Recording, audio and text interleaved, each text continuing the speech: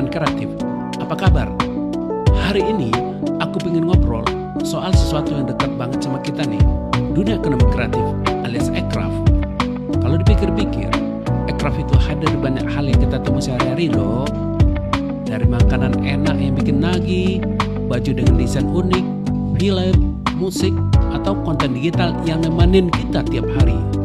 Yang keren, ekraf itu lahir dari ide-ide sederhana yang kita wujudkan jadi karya nyata. Karya yang bisa bikin orang tersenyum, terinspirasi, bahkan membuka peluang ekonomi yang baru.